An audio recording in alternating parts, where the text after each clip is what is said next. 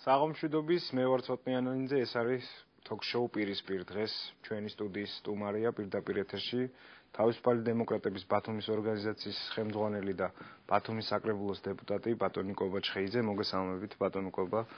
დიდი მადლობა რომ ხართ დღეს თოქ-შოუ პირისპირის სტუმარი.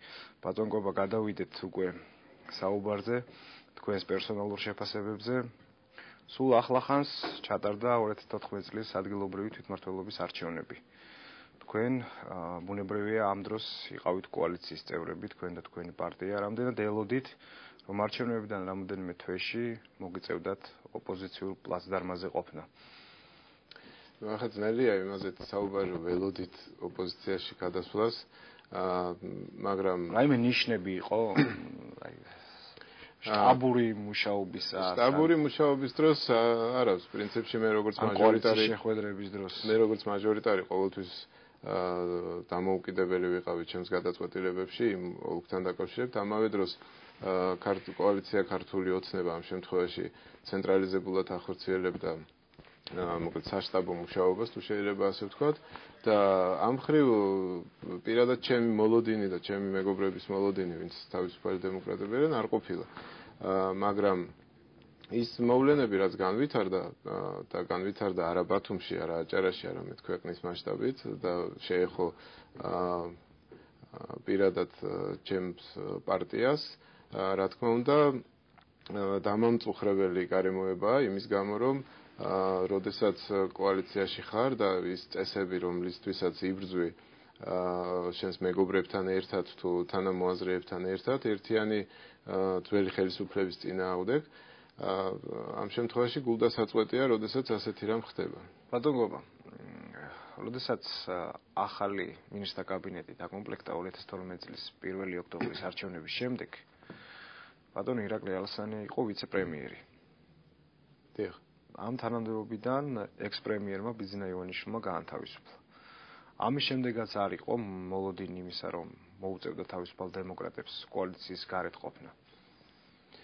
როგორ გითხრათ ახლა კონტექსტურად კოალიციები, როდესაც იქმნება, ყოველთვის არსებობს იმის შანსი, რომ ერთ დღეს მოხდება დაშლა ამ კოალიციის. ეს არის ბუნება უბრალოდ ასეთი შეერთებების, პარტიათა შეერთებების. თუმცა თავისუფალი დემოკრატების ლიდერების განცხადება ჩვენს და საზოგადოებას მოგვისმენია. ისინი აცხადებდნენ, რომ 2016 წლის საპარლამენტო არჩევნებამდე კოალიცია იქნებოდა. დიახ, სწორედ იმ შემადგენლობით რა შემადგენლობაც იყო ნოემბრის სწორედ ეს იყო ჩვენი პარტიის გადაწყვეტილება, რომ მაქსიმალურად უზრუნველყოთ ის ერთიანი პოზიციის დაცვა, რაც იყო კოალიციის შენარჩუნება მომავალ არჩევნებამდე და ერთობლივად მონაწილეობა. თუმცა შემდეგ უკვე განვითარდა ისეთი მოვლენები, რამაც ბევრი კითხვა გააჩინა. მე შეგახსენებთ, რომ სწორედ კითხვის დასმის გამო და ეს კითხვა იყო ხომ არ არის რამე საფრთხე ქვეყნის ევროატლანტიკური, მე ხაზს უსვამ, ევროატლანტიკური. ეს იყო თუ განაცხადი? არა, ეს იყო კითხვა, რომელიც გაჟღერდა და კითხვა არ ეხებოდა ევროპულ ფასეულობებს, კითხვა ეხებოდა ევროატლანტიკურ ალიანსთან დაკავშირებით საქართველოს ხელისუფლების პოლიტიკას. ამ კითხვის გაჩენამ გამოიწვია მეორე დღეს მინისტრის გადაყენება თანამდებობიდან. ამიტომ რატომ გაჩნდა ეს კითხვა? მოდი, ძალიან მნიშვნელოვანი საკითხია. კარგით, მაშინ როცა ასოცირების ხელშეკრულებას, ევროპასთან ასოცირების ხელშეკრულებას მოეწერა ხელი და სახელმწიფომ და ხელისუფლებამ იკისრა მთელი რიგი ვალდებულება დასავლურ კურსთან მიმართებით და აქეთკენ მიმავალ გზაზე. რატო გაჩნდა ეს კითხვა? კითხვა გაჩნდა ზოგადად თქვენ მოვლენები ახსენეთ, ბოლო პერიოდში არსებული მოვლენები.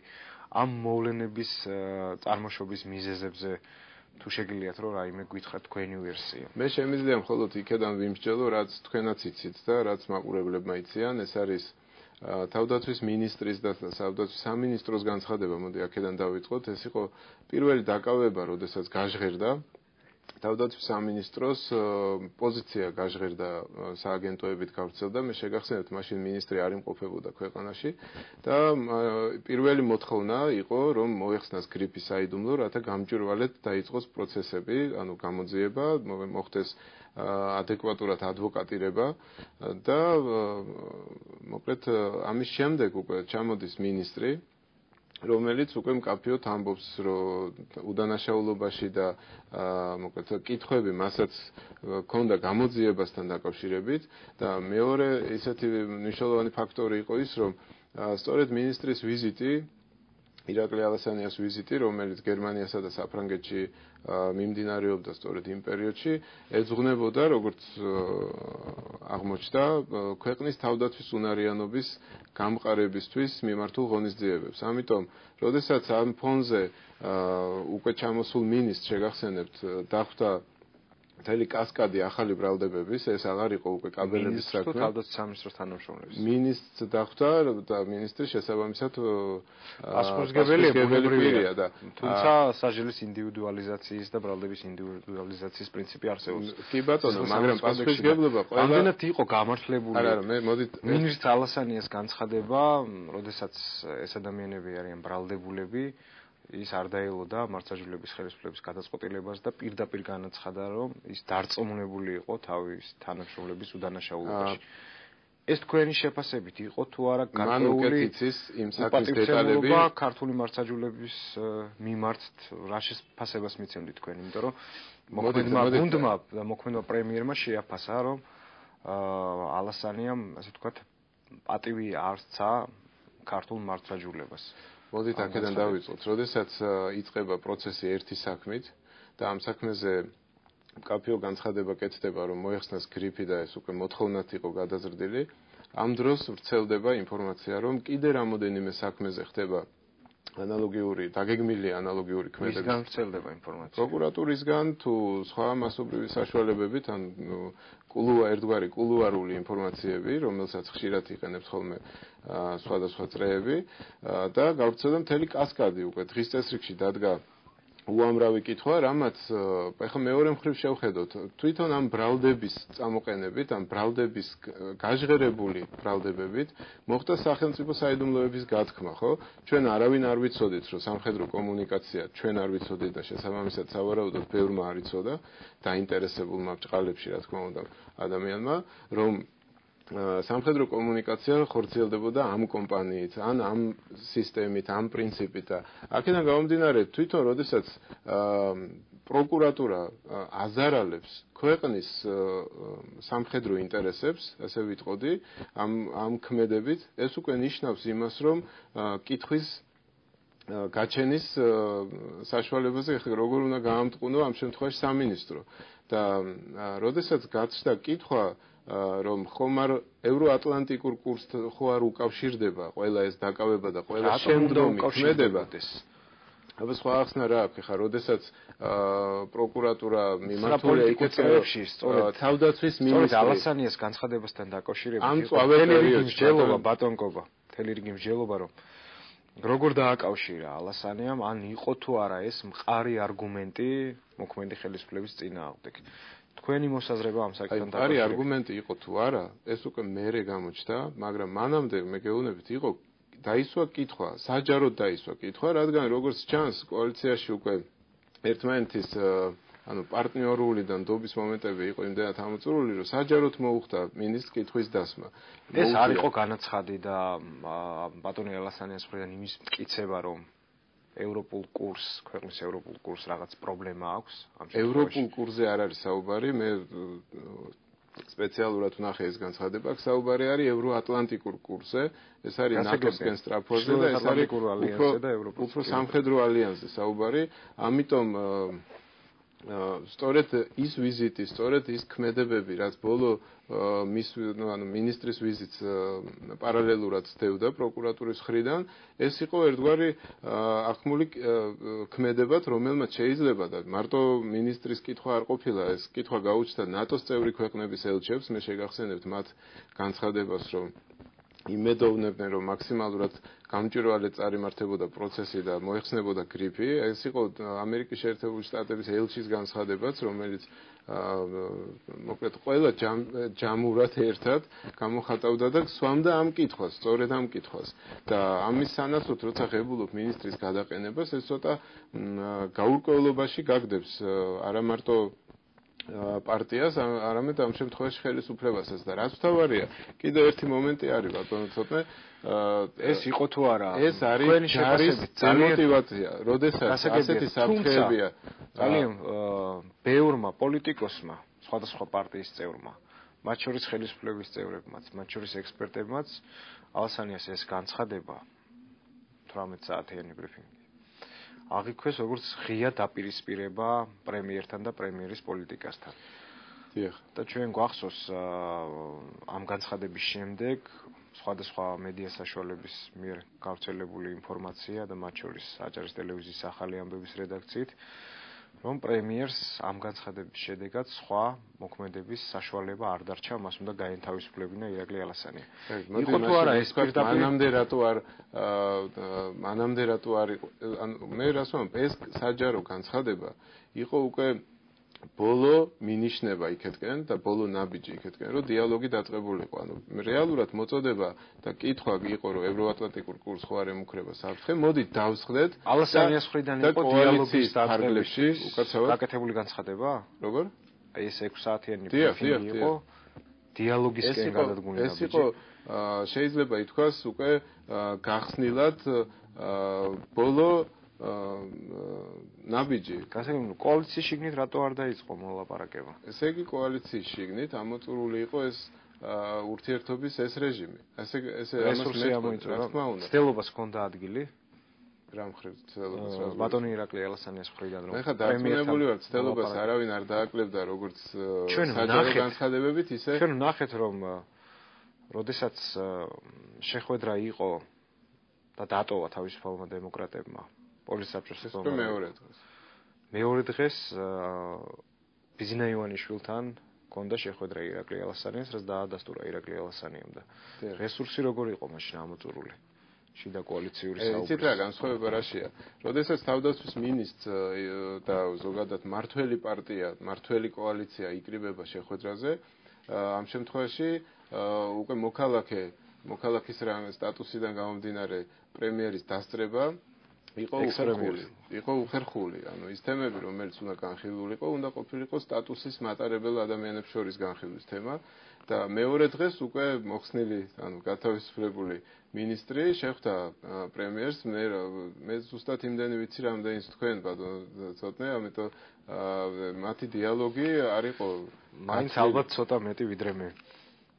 არა, სხვათა შორის ამ შეხვედრის შესახებ ერთადერთი შემიძლია ითქვა, რომ შეხვედრა შედგა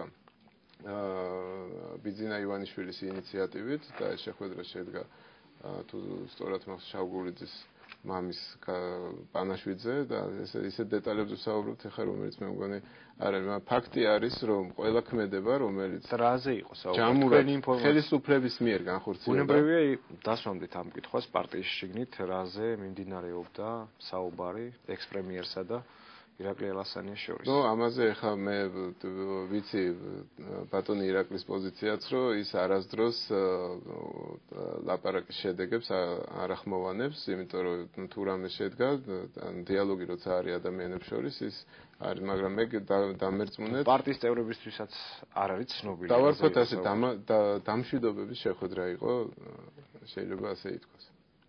გასაგებია.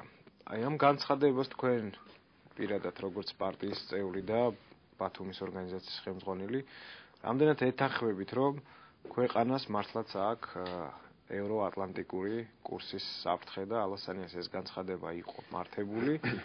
თქვენ ამას დაეთანხმეთ აბსოლუტურად. გადაწყვეტილება იმის გამო, რომ პარტიის ლიდერმა და თქვენმა მთავარი კომიტეტი ალბათ ხო პარტიის ან მთავარი საბჭო მართლ რგოლს თავისუფალი დემოკრატებში რა ქვია უთხრათ ტელემაყურებელს ბატონობა. დიახ. გამგეობა მიიღო ეს გადაწყვეტილება. თქვენს პარტიულ გადაწყვეტილებას დათანხმდით თუ დაინახეთ რეალურად საფრთხე? ძალიან უცხო შეკითხვებს. არ არის უცხო შეკითხვა, იმიტომ რომ თქვენმა ყოფილმა წევრმა, ხეა წულუკიანმა, რომელიც იყო მინისტრი და ეხაც არის, თქვა რომ მან ვერ დაინახა, რომ ქვეყნის ევროატლანტიკურ კურსს რაიმე საფრთხე ქონდეს და ის დარჩა. დიახ, ალბათ თეატრს შეეხება, მინისტრის უფლებამოსილებას. კი ბატონო, როდესაც იუსტიციის მინისტრი გახდა ქალბატონი. თქვენ ობაჩხელიძემ დაინახეთ ეს საფრთხე და იმიტომ გადაყვეთ ოპოზიციაში და პარტიამ გადაწყვეტა ასე და მე ბატონო ცოტა არ მაქვს არანაირი საფუძველი, არ ვენდო ბატონ ირაკლი ალასანიას, არ ვენდო იგივე ალექსი პეტრიაშვილს, არ ვენდო უამრავ სხვა ადამიანს, რომელიც უფრო მეტად ინფორმირებულია და არ მაქვს უფლება ამავე დროს არ ვენდო ელჩების და სხვადასხვა ქვეყნების ელჩების განცხადებებს, რომლებიც აგრეთვე ამ კითხვით გამოდიოდნენ და კითხვის დასმას, როდესაც მოყვება ამ ტიპის ქმედება და გადაყენება და მოგეთ უარის თქმა კოალიციურ რეჟიმში მუშაობის გაგრძელებაზე, ესე იგი იქ შენი ადგილიც არ არის და ამიტომ წამოვედით კოალიციიდან. ამიტომ ამაში დასაძრახი რა არის? ამბობთ, კი ბატონო, ბატონკობა, მაგრამ ბატონმა ირაკლიმ და პარტიის წევრებმა ხომ ვარაუდიც გამოთქვეს, რომ თავდაცვის სამინისტროს თანამშრომლების დაკავება ეს არის ქვეყნის ევროატლანტიკური კურსის დარტყმა. ეს ციტირებას ვახდენ სავარაუდოდ ზუსტს. ეს ხომ ერთგვარი განაცხადიც იყო, პოლიტიკური განაცხადი პარტიის მხრიდან. მე ვერ მივხვდი თქვენ რის გაგება გინდათ, ანუ მე რატო წავყევი ოპოზიციაში ამის გაგება გინდა? კი ბატონო. აბსურდულია ამ კითხვის დასმა ბატონო ცოტნე, იმიტომ რომ ადამიანი რომელიც მე არანაირი უფლება არ მაქვს, უფლება კი არა და არანაირი არგუმენტი არ მომისმენია იმისა თუ რატო არ არის ჩემი პარტიის ლიდერების მიერ გადადგმული ნაბიჯი, ჩემი მეგობრების მიერ გადადგმული ნაბიჯი არასწორი. მე რასაც ვხედავ, ყველა ქმედება, თუნდაც იგივე პროკურატურის მიერ გასაგებია, მაგრამ ახლა გამოქვეყნებული, ახლა მოხსნილი გრიფებმაც ან პარტიის წევრებმაც ხომ განაცხადებს ამის შესახებ გადაწყვეტილება, ვინც დარჩა ეს მათი გადაწყვეტილება და რა თქმა უნდა პატივს. მაშინ რატომ არის აბსურდული ჩემი კითხვა? არ ჩემთვის არის აბსურდული. თქვენ გინდათ გაიგოთ მე რატო დავრჩი და თქვენ რომ დამისვათ კითხვა. ოპოზიციურ პლაცდარმაზე რატო გადავიდა კობაჩხეიძე? პირველ რიგში გადავედი, იმიტომ რომ ჩემი რაღაც ძალიან უცხო კონტექსტით მე საუბრებით და ცოტა კი ბატონო ვიმსჯელოთ ამ თემაზე. არა, ეს მართლა ინტერესებს საზოგადოებას. მე ვარ იქ, სადაც არიან ჩემი მეგობრები. მე ვარ იქ, სადაც არიან ჩემი მეგობრები.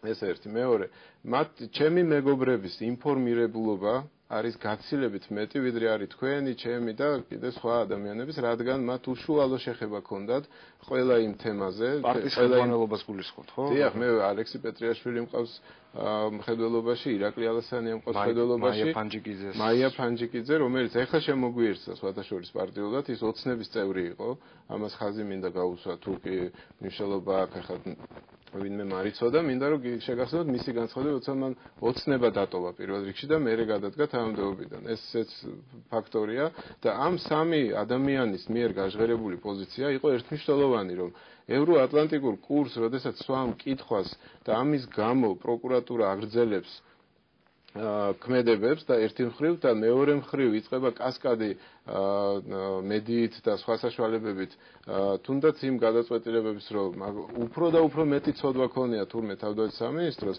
და ანუ რაში უნდა შევიტანო ეჭვი მითხარით აბა როდესაც ბრძოლას იწყებენ ხელისუფლების ნაწილი იწყებს ბრძოლას მეორე ნაწილთან და ეს მეორე ნაწილი რეალურად ვინ იყო ეს იყო ევროპასთან ურთიერთობა, ცივილურ სამყაროსთან ურთიერთობაზე მომუშავე მინისტრები ერთი მხრივ და მეორე ეს იყო ქართული ჯარი, რომელმაც ჩვენ უნდა დაგვიცვას და როდესაც ვუყურებთ ყველა ჩვენს პარტნიორ უკრაინას, რომელშიც ხდება ასეთი გაუგონარი აგრესია რუსეთის მხრიდან, მაშინ რა თქმა უნდა თავარი კითხვა ქვეყანაში უნდა იყოს რას ვერჩით თავდაცვის სამინისტროს, რატო გვინდა რომ ის იყოს დემორალიზებული? ან თქვენ აძლევთ ერჩის კვალიფიკაციას ამ შემთხვევაში, ხო, ბატონკო? რის თავდაცვის სამინისტროზე რჩოლის კვალიფიკაციას, ასე რომ თქვით. დიახ. მე არ ვაზრდავ საზოგადოებასთან. ასევე ბატონკობა ისევ მინდა ეს 6 საათიანი ბრიფინგი ვახსენო, როდესაც პრემიერმა ბატონ ირაკლი ალასანიას მინისტრის პოსტიდან განთავისუფლების გადაწყვეტილება მიიღო, მაშინ პოლიტიკოსთა ერთმა ნაწილმა ირაკლი ალასანიას ბრიფინგზე გაკეთებული განცხადება პოლიტიკურ შეცდომად ჩათვალა. ეს კი ხო დაასვით მე უნდა. ხედველობაში მაქვს ოპონენტები, მას უნდა მიიღო გადადგომის გადაწყვეტილება. თქვენ როგორ ფიქრობთ? ეხლა მე მოდით არა რა უნდა იფიქრო ეხლა მე მოდით მაშინ ასე ვთქვათ. თქვენ თუ კითხვა გაგიჩნდათ. უნდა გადადგეთ. აი თქვენ გაქვთ თქვენ პროფესიულად გევალებათ კითხვების დასმა, მაგრამ აი მაინტერესებს თქვენ გაქვთ კითხვა დირექციასთან. თუმცა თქვენ ხართ მოადგილე, ხო, როგორც ვიცი? კი ბატონო. აი დირექტორთან საუბრობ ალასანიას კითხვებზე და კი ბატონო, დირექტორთან გაქვთ კითხვა და ამის გამო თქვენ დირექტორმა მოხსნათ. ეხლა მითხარით, ან თქვენ გადადექით, უბრალოდ. კითხვა გამიჩნდა და ამიტომ მივდივარ. ესე ხო არ არის? ეს იყო ბრიფინგი საჯარო ბატონობა. პასუხისმგებლიანი. მე შეგახსენე, კი ბატონო. კითხვასთან ერთად იქ გაჟღერდა, რომ თავდაცვის სამინისტროს თანამშრომლების დაკავება შეიცავს საქართველოს ევროატლანტიკური გზის საფრთხეს. ეს განცხადება ხომ გაკეთდა? დიახ. ამის შემდეგ მე წეხანაც ვახსენე ჩვენ როდესაც იმიტომ რომ პროკურატურა პოლიტიკოსები და ექსპერტები გაუგონარი პრემიერს მხოლოდ ერთადერთი გზა დარჩა, რომ გაანთავისუფლოს ირაკლი ალასანია დაკავებული თანამდებობიდან. რატო დარჩა ერთადერთი გზა, როდესაც ეს იყო პოლიტიკოსების და ექსპერტების შეფასება, ეს არ არის ჩემი სუბიექტური შეფასება და ჩემთვის ერთი ექსპერტი და მე ვიცი ის, რასაც ჩემი თვალებით ვხედავ, ხო? როდესაც ნებისმიერ უწყებაში მე მაქვს ვიღაცასთან კითხვა, ანუ ნებისმიერ პირთან, უფრო ზემდგომთან იქნება თუ გვერდით დგომთან, მაქვს შეკითხვა, ეს არ ნიშნავს იმას, რომ მე კითხვა არ დავსვა და წავიდე. მე თუ ვარ პასუხისგებლიანი პოლიტიკოსი ერთი მხრივ და მეორე საქართველოს თავდაცვის სამინისტროს მინისტრი. და ეს ყველაზე დიდი მნიშვნელობის სამინისტროა, რომელშიც მოკლედ არ შეიძლებოდა უპასუხისგებლოდ მოქცეულიყო ადამიანი და სწორედ ამიტომ იქნა მიღებული გადაწყვეტილება ჯერ ერთი რომ დასმულიყო კითხვა, იმიტომ რომ სხვა რესურსი როგორც ჩანს ამოწურული იყო და ამავე დროს მოკლედ მოხდა ასეთი მოვლენები, რომელიც დღესაც მიმდინარეობს და მე შეგახსენებთ რომ პროკურატურის ეს გაურკვევლობები მე მგონი გუშინ უკვე წავიდა დამთავრებისკენ, ანუ დანებდა პროკურატურა, იპოვა გამოსავალი და სახის გადარჩენაზეა, ხო, საუბარი რეალურად პროკურატურის მხრიდან გაასაჯაროვეს გარდა 7% და ისიც ეხება იმ თემას, რომელსაც მე მგონი უკვე საიდუმლოების აღარაფერი არ აქვს, იმიტომ რომ უკვე ვიცით თემა რას ეხება, ყველაფერი ვიცით, მაგრამ კი ბატონო, ეხლა უკვე იმედია კონკურენტულ გარემოში შეჯიბრობითობის პრინციპზე დამყარებული სასამართლო პროცესი გაიმართება და ამ ყველაფერს ბოლოს და ბოლოს ჭეშმარიტება იზეიმებს. ამიტომ თავიდანვე იყო პირველივე მოთხოვნა რომ მოეხსნას გრიფი. აი ამას ეხლა წარმოიდგინეთ პირველ დღეს ითქვა რომ მოეხსნას გრიფი და დღეს უკვე როდესაც მინისტრი აღარ არის, ირაკლი ალასანია მინისტრი აღარ არის, არ არის ალექსი პეტრიაშვილი, არ არის სხვადასხვა პირები თავის თანამდებობაზე და დღეს იგივე შედეგი მივიღეთ. ეხლა მითხარით ესე იგი ეს ეძღვნებოდა თავისუფალ დემოკრატებს. პრინციპში ეს ერთი მხრივ და მეორე მხრივ ეს ეძღვნებოდა იმ ადამიანებს, რომლებიც მუშაობდნენ ევროატლანტიკური კურსის შესანარჩუნებლად. ამიტომ მე მგონი კითხვები აღარ უნდა იყოს. კეთილი, დიდი მადლობა მოსაზრებისთვის. ბატონ კობა, თქვენი პარტიის სამოქმედო სტრატეგიაზე რომ გითხრათ, ალბათ მონებრივია იქნებით 2016 წლის საპარლამენტო არჩევნებისთვის მზადების პროცესში. დიახ. რა სტრატეგიას აირჩევს თავისუფალი დემოკრატები 2016 წლის საპარლამენტო არჩევნებისთვის? სავარაუდოდ დღევანდელი მონაცემებით ამ მოცემულობაში შეგიძლიათ თუ არა გითხრათ რომ იქნება დამოუკიდებლად საარჩევნო ასპარეზზე გამოსული თუ შესაძლებელია იყოს რომელიმე პარტიასთან ალიანსში. მე ხა ეს შორეული თემაა პრინციპში, ორი წელი ერთი მხრივ ახლოა, თუმცა შეიძლება მესმის რომ შორეული თემა. ამიტომ არ არის გამორიცხული, არავისთან არ მიდის კონსულტაციები, მაგრამ გამორიცხულიც არაფერი არ არის, იმიტომ რომ ქართული პოლიტიკა ესეთი ცოცხალი ორგანიზმი გახდა და არის სავსე. კი ბატონო, შეიძლება ასეც იყოს. ამიტომ მე ვერ გამავრიცხა. რაც შეეხება პარტიის საქმიანობას, სხვათაშორის ეს თემაც უკავშირდება ერთი მხრივ მინისტრის თანამდებობიდან გადადგომას. ანუ თავისუფალი დემოკრატების პოზიცია იყო, რომ ჩვენ გავძლიერდეთ ანუ პარტია გაძლიერდება იმისთვის, რომ კოალიცია იყოს უფრო ძლიერი. იმიტომ რომ ჩვენ სიტყვა გვაქვს მიცემული, რომ 2016 წელს გამოვალთ ყველანი ერთად კოალიციურად. ეხლა მითხარით მაშინ, მოდი კითხვას დავსვამ. თუ კი ჩვენ ვართ პარტნიორები, აი მე და თქვენ ვართ პარტნიორები. თქვენი სიძლიერე ხო ისევ მემაძლიერებს. ხო, ლოგიკა არის ამაში, არა? და მე მგონი, ნებისმიერი სტრატეგიიდან რო შევხედოთ ამ პროცესს, ეს ბუნებრივად ასეც არის. მაგრამ ეთყობა ეს ჩვენი გაძლიერება და სურვილი გაძლიერების, იგივე, ერთ-ერთი გაძლიერების ელემენტი არის ირაკლი ალასანიას პარტიის თავმჯდომარედ არჩევა ყრილობით და სხვათა შორის ყრილობა 3-4 თვით ადრე იყო დაანონსებული.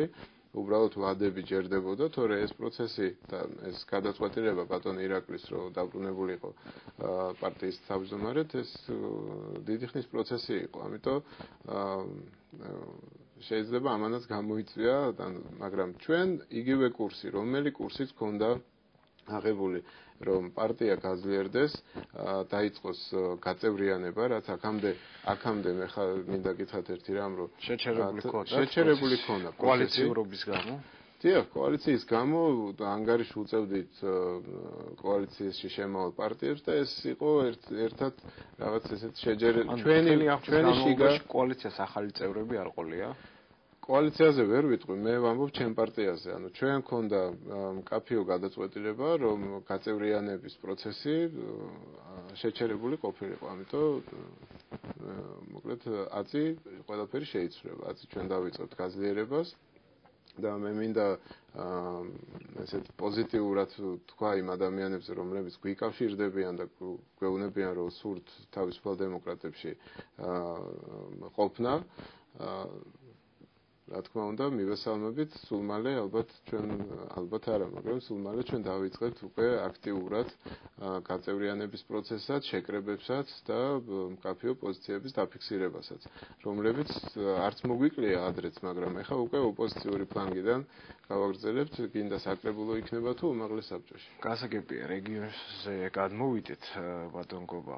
თქვენ საკმაოდ თქვა ახლო მეგობრული ურთიერთობა გქონდათ როგორც არის ცნობილი საზოგადოებისთვის აჭარის ხელისუფლებასთან, აჭარის მთავრობასთან და თავისუფალი დემოკრატების პოზიცია განსაკუთრებით უმაღლეს საბჭოში, ხაბაძე დუმბაძის დაპირისპირებისას ნახვალ გამოჩნდა. დღეს რა ვითარება ურთიერთობებში? შეძლებს თუ არა თავისუფალი დემოკრატები როგორც ბათუმის საკრებულოში, აგრეთვე უმაღლეს საბჭოში ძაფრი ოპონირების გაწევას ხელისუფლებისთვის. საზოგადოებაში რა თქმა უნდა არის განცდა, რომ ჩვენ დიდი მეგობრები ვიყავით და სიამოვნებაში ეს ასე არ იყო და სხვათა შორის არის თქვენ ახსენეთ, რომ დუმბაძისთან დაპირისპირება თავისუფალი დემოკრატების მიერ. მე ეს ასეთი პროცესი სიმართლე გითხრა არ მახსენდება, ანუ ეს არ არის ეს პოლიტიკურ პროცესზე შეიძლება იყოს, პოლიტიკური განცხადებები, ეს არის ელემენტებზე საუბარი, როდესაც ფრაქციის ხელმძღვანელი ყოფილი სულხან ღლონტი, ფრაქციის რომელიც უკვე აღარ არის, ფრაქციის ყოფილი ხელმძღვანელი თავისუფალი დემოკრატების ბატონი სულხან ღლონტი მკაფიოდ აფიქსირებდა თავის ხედვებს და ფრაქციის ხედვებს. და მე მინდა გითხრათ, ეს არ იყო დაპირისპირება კონკრეტულ ადამიანთან ან კონკრეტულ ადამიანის ჯგუფთან. ეს იყო გაჟღერებული პოზიციები, შეგახსენებთ. ბატონ სულხანის კომენტარს გაგახსენებთ. როდესაც მურმან დუმბაძეს ის მიმართავდა, რომ და მან ეს კვალიფიკაცია მიცა ამ პოლიტიკურ პროცესს, არჩევნებიდან 2 წლის შემდეგ ერთ ჯგუფს სურს არეულობა მიიღოს და აჭარის ტელევიზიის ეთერით მან მურმან დუმბაძეს მოუწოდა, რომ სხვა კლასის პოლიტიკა შეეთავაზებინა მოკლედ თავისი კოლეგებისთვისაც და ოპონენტებისთვისაც. რასთან დაკავშირებით იყო ეს განცხადება თუ შემახსენებთ? ეს სწორედ ხაბაძე დუმბაძის დაპირისპირებასთან დაკავშირებით ბატონ გობა და ხაბაძე დუმბაძის დაპირისპირება იმდენად გრძელი მრავალსერიანი ფილმივით არის, რომ მე სიმართლე გითხრათ ზუსტ ეპიზოდს თუ შემახსენებ, შემიძლია მაშინ გითხრათ ზუსტად ამ რომელ ეპიზოდს ეძღვნება, თორემ რაც შეეხება სულხანის განცხადებებს, მე ერთი რამე მინდა გავიმეორო და მკაფიოდ ვთქვა. არასოდეს თავისუფალ დემოკრატებს იმ ხედვებისგან არ გადაუხვევია, რომელიც ქონია და რომელიც გვექნება მუდამ და ვიქნებით ამ ხედვების თანმიმდევრულები. პოლიტიკაში მთავარი არის მიყვე შენს იდეალებს და სწორედ ამ იდეალების გამო ვართ ერთად და სწორედ ამ იდეალების განხორციელებისკენ სწრაფო გვაქვს ჩაფიქრებული და ამას გავაკეთებთ აუცილებლად უახლოეს არჩევნებზე გამოჩნდება თუ ვინ როგორ შედეგს დადებს. ამიტომ ნებისმიერი განცხადება სულხანის მიერ გაჟღერებული ეს არის მკაფიო პოლიტიკოსის მიერ გაჟღერებული განცხადება, რომელიც კი ბატონო, თუმცა მაშინ არც ერთი არ იყო მიმართული პიროვნების მიმართ, არც ერთი არ იყო მიმართული პიროვნების მიმართ.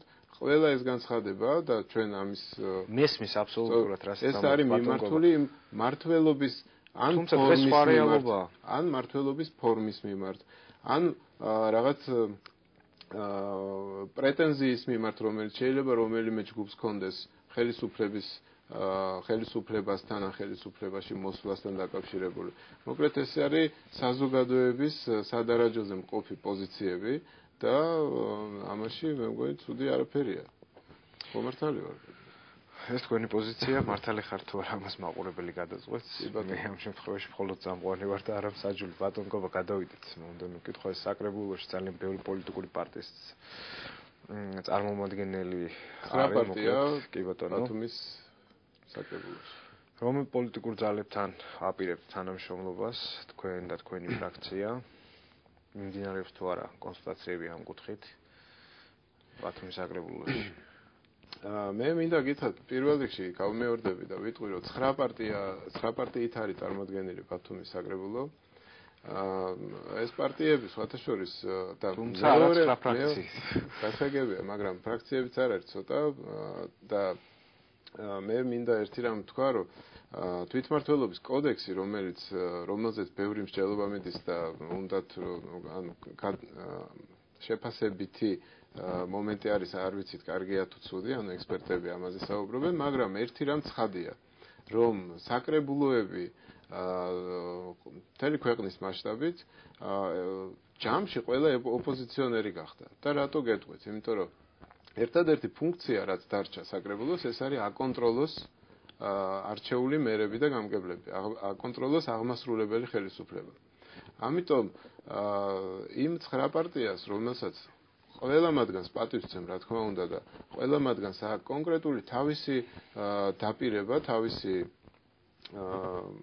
ვალდებულება აღებული საზოგადოების წინაშე, ყველა მათგანი ცდილობს, რომ აი ბიუჯეტის ფორმირების დროს იქნება ეს თუ სხვა ტიპის გადაწყვეტილებების მიღების დროს აუცილებლად მოახდინოს მათი ინტერესების რეალიზება.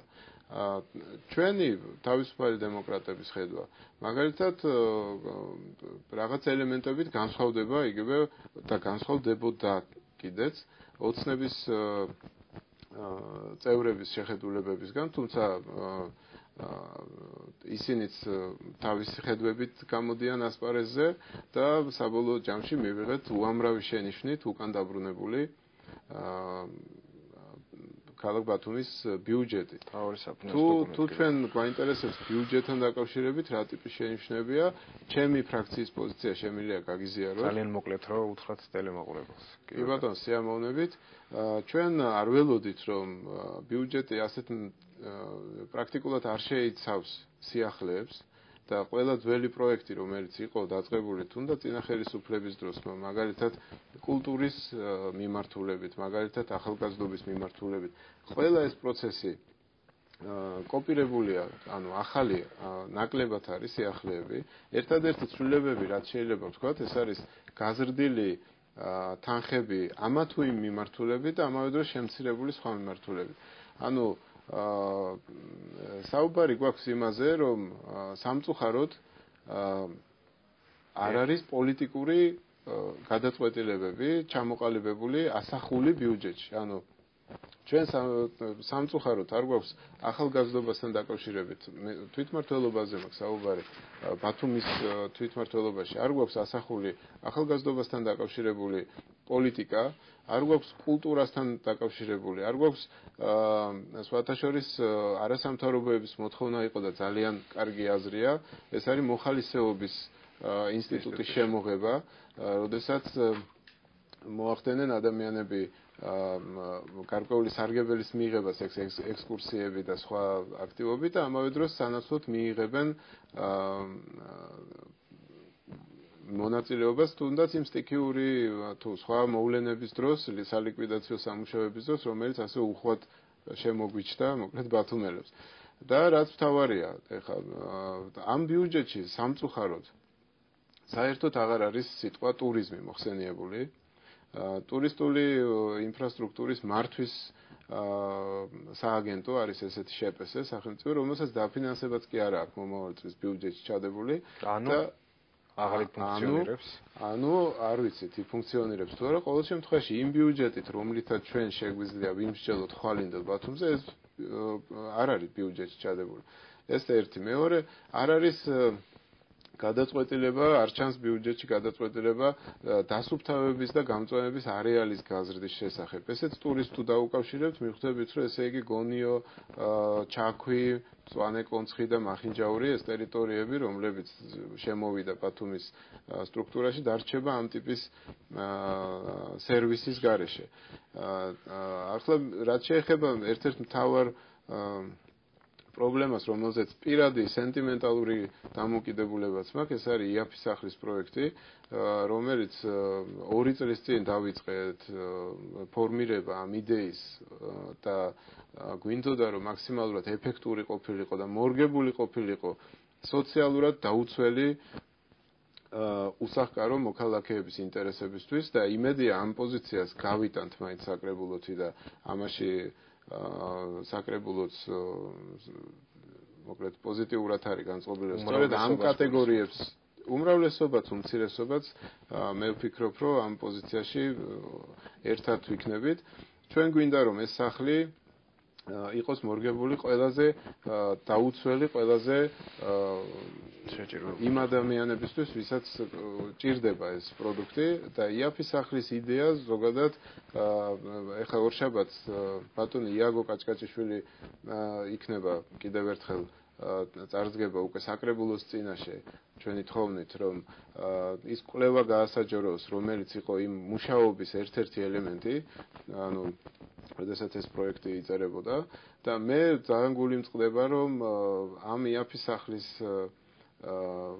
თანხა უკვე 2 წელია მოგზაურობს სხვადასხვა წელის ბიუჯეტში. ანუ 2014-ში იყო, რომელიც არ მოხდა ათვისება, 13-ში ჩაიდო ეს თანხა და სავარაუდოდ გადავა 15-ში და პრობლემა იცით რაში არის, რომ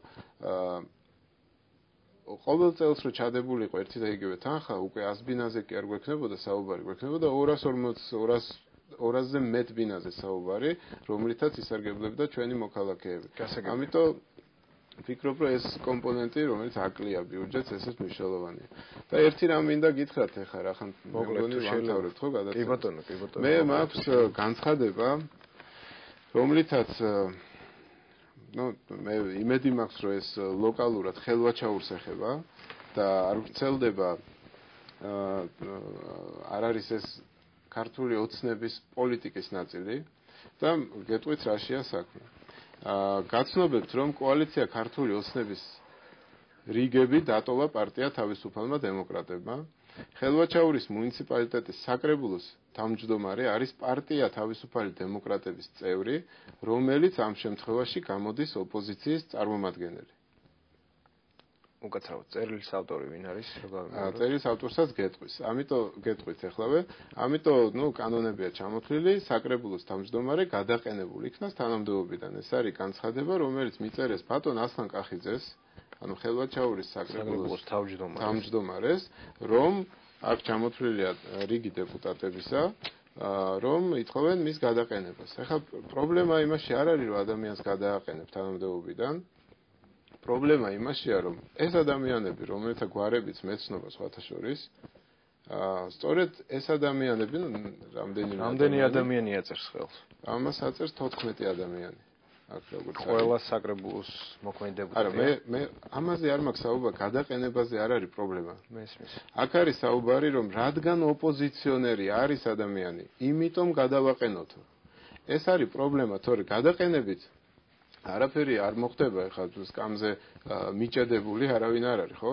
მაგრამ პოლიტიკა, რომელსაც ვებრძოდი ამ ადამიანებთან ერთად, ამ ადამიანის ნაწილთან ერთად, მაინც ჩემთვის ხო შეეძლოთ სხვა ტიპის განცხადება დაეწერათ და ეთქვათ, რომ იცით რა, ვერასრულებთ ამის გამო მოვალეობას. კოალიციასაც სადანაშაულებდნენ ამგვარ გადაწყვეტილებებში და პროცესების მართვაში, როდესაც საპარლამენტო არჩევნები დასრულდა, ბატონ გოგო და ადგილობრივ ორგანოებში უკვე შეიცვალა უმრავლესობა, ხელმძღვანელობა, ესეთი გადაწყვეტილებები იყო წარსულშიც.